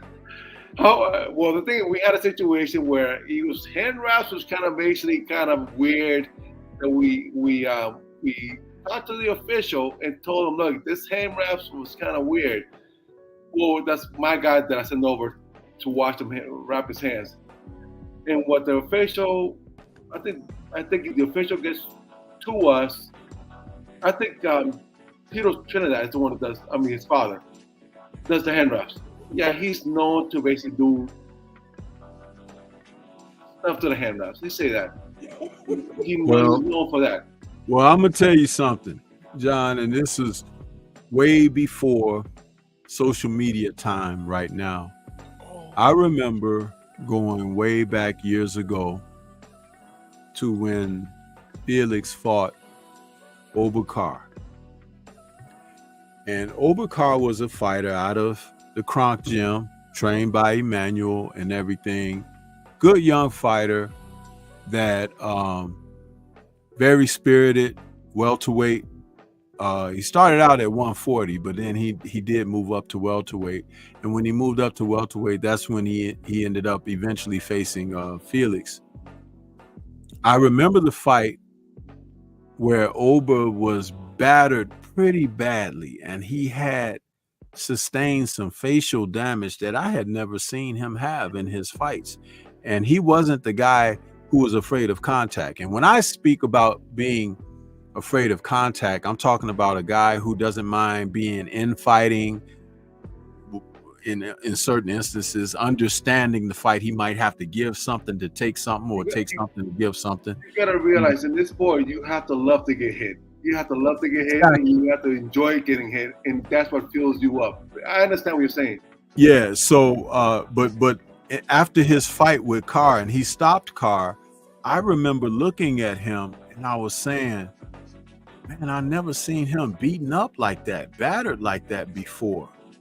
And then years later, we had another situation where Felix took on Yuri Boy Campos. Yuri Boy Campos. Campos, okay. And he did the same thing to Yuri Boy, who at that time, that fight was on a Don King undercard, and Yuri Boy had a record seemingly building like Chavez. He had so many fights with no defeats, and he fought Tito, and he ended up getting stopped in that, and he took a battering, facial damage similar to Obakar.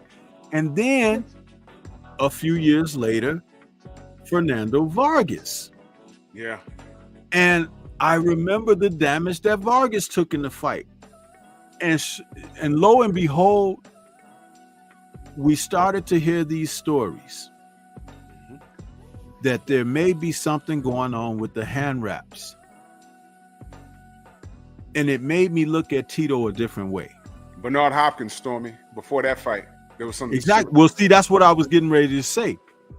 It stopped with Hopkins because Hopkins, God bless his soul, had Nazim Richardson. And Nazim was an expert trainer who had a lot of experience. And he saw what was going on with Tito's hand wraps. And matter of fact, they had him all wrapped up before they were supposed to send the people over to look and everything. And he's like, no, we're not even fighting. You're going to take that off and do it all over again and whatnot. And that's what happened to us too. Huh? The same thing. It happened the same thing with us with Fresno Kendo. Yeah. Wow. And so that, so they ended up, and then that was the night that Tito lost to Bernard. Yep. And if you remember early in the fight, Tito hit him with one of those. Hit him with that left. Haunted left hook. And hit him Bernard with the left. Didn't even blink. Yeah. Yep. What I'm saying to say all of that is this. There are people who do things that are against the rules to get by. And if they don't get caught, like you said earlier, you ain't trying if you're not doing certain things. But to uphold the integrity of the sport, that's true. You are in a situation where your lives are on the line.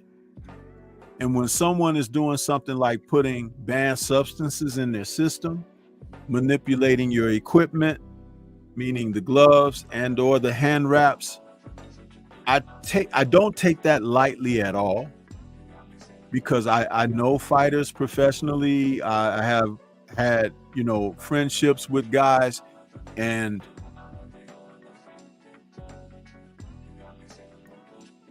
Drew, you might want to correct BPMV there, because anyway,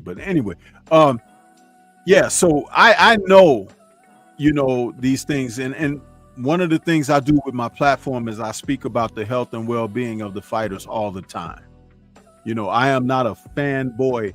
I am definitely a supporter of the sport, and I support it through the point of those who represent with integrity, who represent their families in the best of manner and everything. So that's what I have to say, you know, but I'm just glad, and we're not asking you to spill any wine or anything, but we're just, the fact that you can acknowledge that you have witnessed and experienced some, you know, some questionable, you know, ethics is enough for us. We get it. Yeah, the thing is that, like you said, I mean, I don't condone. You're in a sport where you're trying to be the best. That's the whole thing. You're trying to be the best, and you have to fight the best to be the best. That's what they say, basically. But at the same time, if you need to put up some, do some stuff to the hand wraps, or put something in your system to accomplish that, then basically you shouldn't be in the sport. You should be basically out there watching the sport, because if you're at all, you're damaging people's career on that, because some of these fighters are basically that cheated, that basically done with the hand wraps, and the opponents got that beating, because pretty much the beating of their lives because of the way the hand wraps were wrapped. It ruins their career. It actually, they don't know where to go from there on. And trust me, I have felt that way, you know, stuff point in my life too.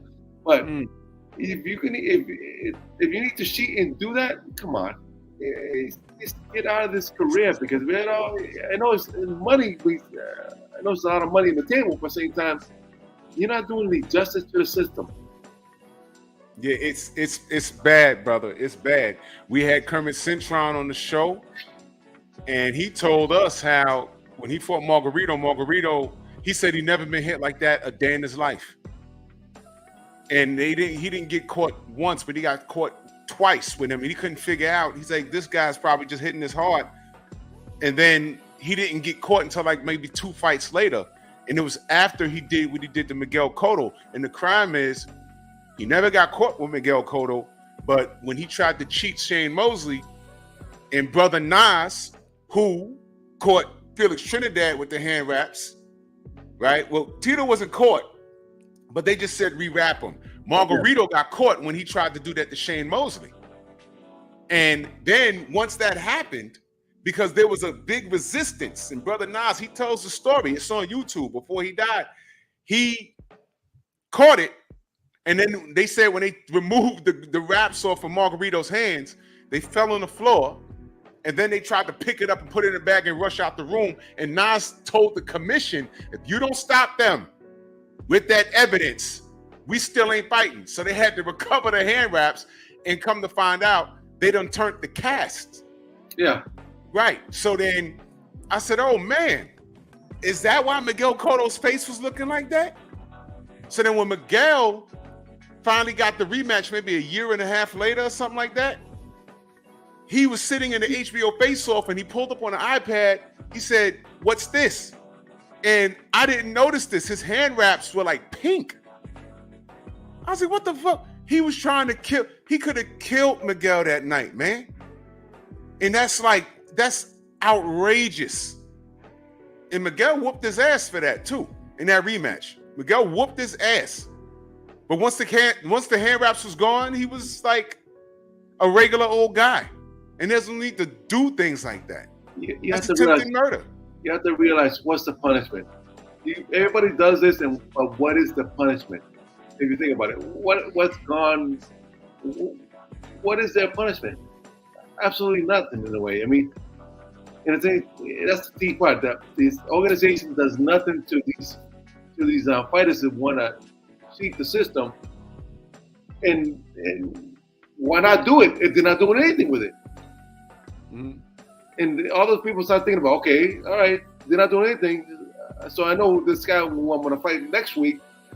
Who knows? He might have loaded hand wraps or take some testosterone. I must do it now to just get ready because he's gonna do it anyway. Because that's the whole thing. The system is where nothing's happening, and they're getting away with stuff, and it gives other fighters that mentality where they have to do it themselves to keep up with the game. Yeah, it's sad. Like I said, we're friends with Freddie Pendleton, and I thought that he threw the fight against Felix Trinidad. So some 20 years later, I finally get a hold of him. I said, brother, did you throw that fight? And you know what he said, John? He said, nah, I got poisoned. I said, what? And then I pulled the fight up on YouTube because I haven't seen it in 20 years. And for no reason, he starts wincing. Tito hits him with a body shot, and he falls. I said, well, Freddie, what happened? He said, my damn trainer put something up my nose, and later on in that round, I got dizzy. I bet it, John, I could pull it up right now. He was winning the fight. He backs up, and for no reason gets hit with a body shot and falls. And I was like, Freddie, I thought you threw that fight. He says, no, my trainer poisoned me. And after that fight, before I fired his ass, he bought a whole house. He ain't buy it with the money I was paying him. That's what he said. This is a shitty business, man.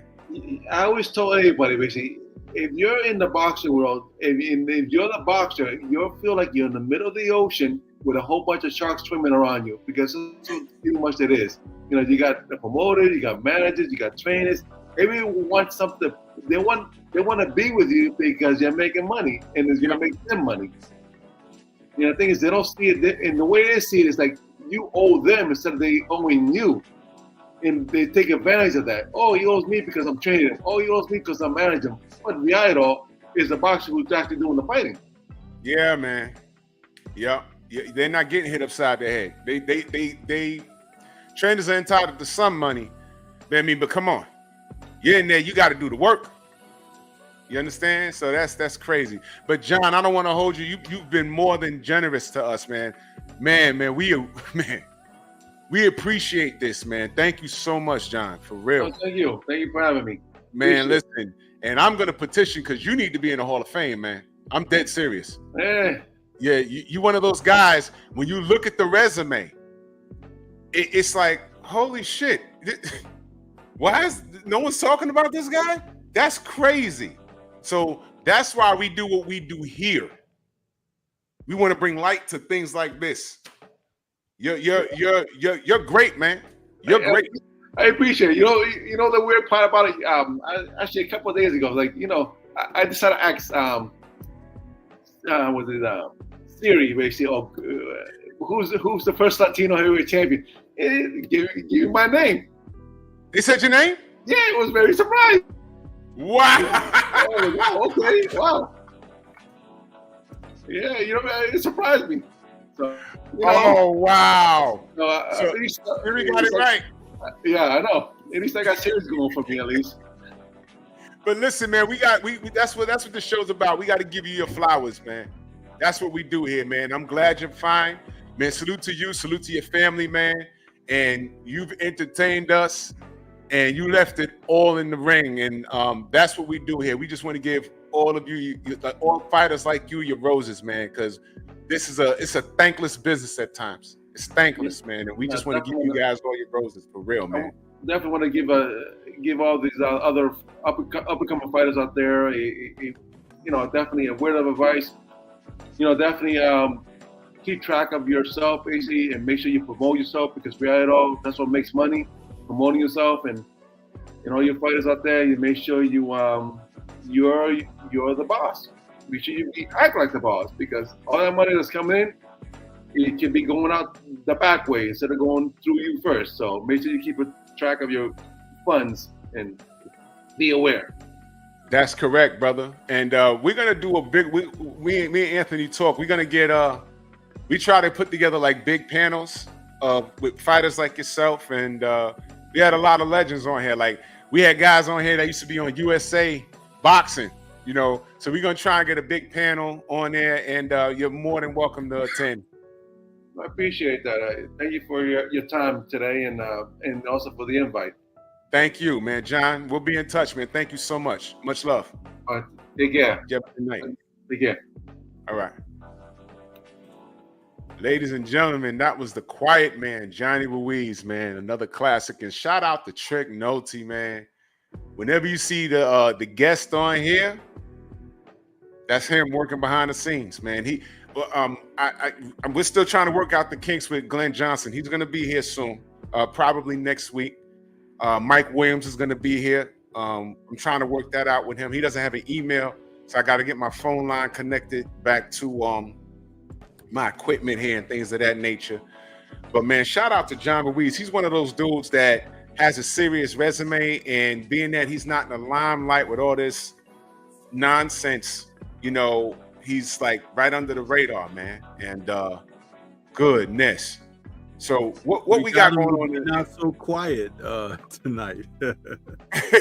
Yeah. He talked to us, man. That was great. Yeah.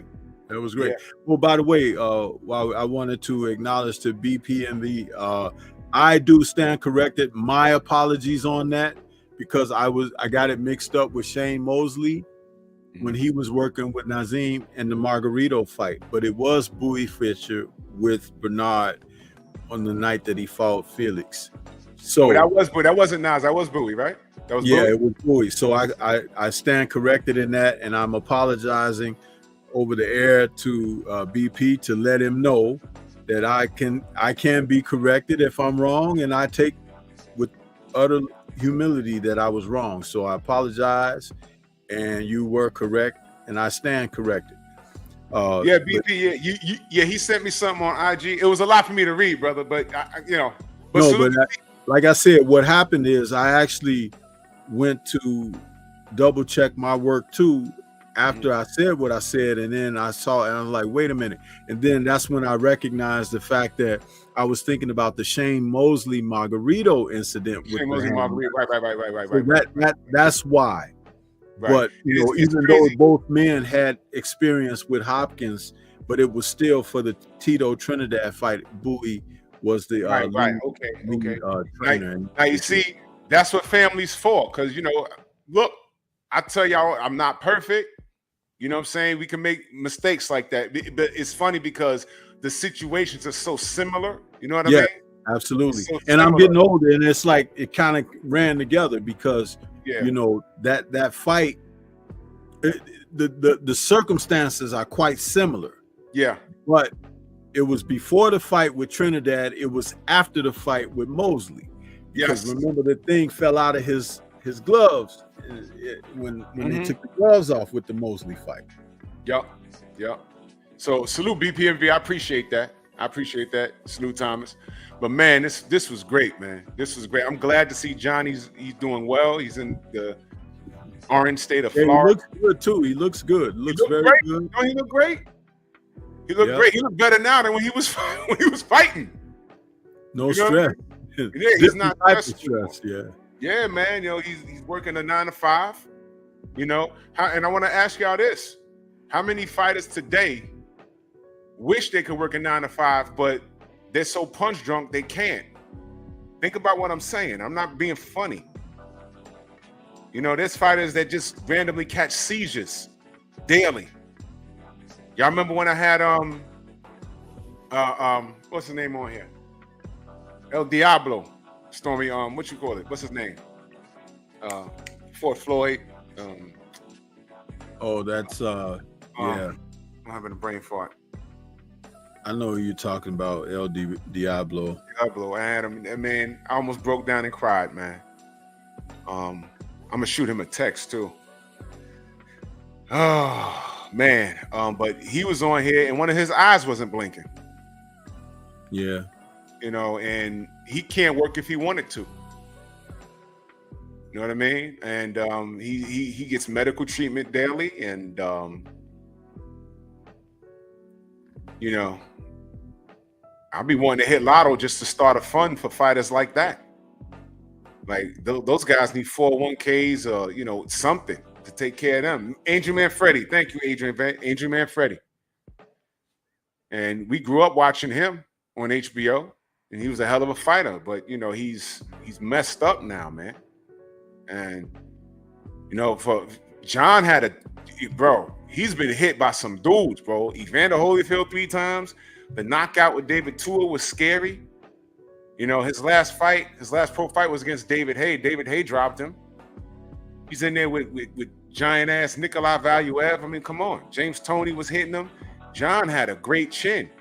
And you don't know, it's like those things show up later in life. So the fact that he's a law enforcement officer in Florida now, he looks great, he sounds great. I mean, that's a blessing, man. That's a blessing. And I don't care what anyone says. Now that you know, you heard it here first. Don King blocked Mike Tyson versus John Ruiz. He blocked it, y'all. He blocked it. Yeah, Thomas, and he was hitting him in the back of the damn head. Hay was.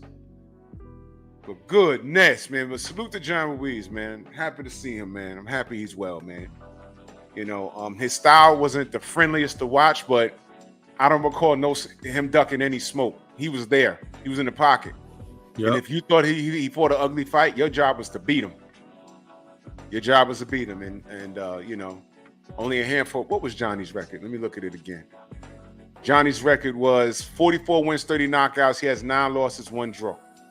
He only been stopped twice, and that was against David Hay and that record is better than a lot of more prominent names in the sport. It sure is. In the heavyweight division of that era. It sure is. And let me tell y'all if y'all are a little young, y'all will never know that 90s era of heavyweights was very, very, very good, man. That's why I wanted Mike Tyson to do more. Do you see why now I'm so critical of Mike Tyson? It's like, it's, you know, I don't believe in that just handing him. Yes, he was popular. Yes, what he did was exciting, but he was nowhere near the best. He was not. But he had plenty of opportunities to prove he was the best. Yeah. And each and every time he either came up short or went the other way. Let me ask you a question, Stormy. Story on Mike Tyson. Let me ask you a question, Stormy. I don't recall the exact time period where Ike Ibeabuchi was arrested, but when Mike got out of prison, okay, I understand the Peter McNeely fight, but after the McNeely fight, he had to get his feet wet. Wouldn't you have liked to have seen him just test his mettle against one of those guys like a Ike Ibeabuchi, like a David Tua? No, because they were the guys who were on that tier just below the top guys. The guys that would have made more sense would have been the Ray Mercers and the Michael Moores and guys like that, Riddick Bowe. You know, those were all former champions when Mike came along. Don't forget, Frank Bruno won a belt finally from Oliver McCall over in the UK. Yeah. So even McCall to come and fight him would have been better because of their experience, their history that was, you know, noted. A rematch with Buster, who had made a comeback, would have been more prominent. And he, each and every turn, when you flip the pages of the history book, he didn't face those guys. He could have fought Burt Cooper. He did. That would have been nice. It's like, you know, that my heart, and I don't say this out of being critical of him. I say this because at that time, my heart bled for the sport of boxing. I wanted this stuff. It's like, but he wouldn't do it. And I'm like, man, he was offered $50 million to fight George Foreman. And he told Don King, you want to see the fight so bad, you fight him. That's crazy. That's crazy. And we didn't get it, y'all. That was Mike Tyson, y'all. So when you put him on his high regards, just know that y'all played Punch Out growing up, and y'all don't know shit else past that video game in which he loses to Little Mac.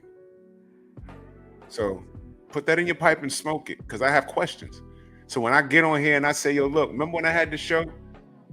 Deontay Wilder has a better resume than Mike Tyson. Prove me wrong. Remember I did that show? I might have did it like twice. The first general conception is, no, he don't. And then I say, well, name Mike Tyson's notable fights and start from when he started his career. Go. And then you realize he fought like 25 times in 2 years. 25 times?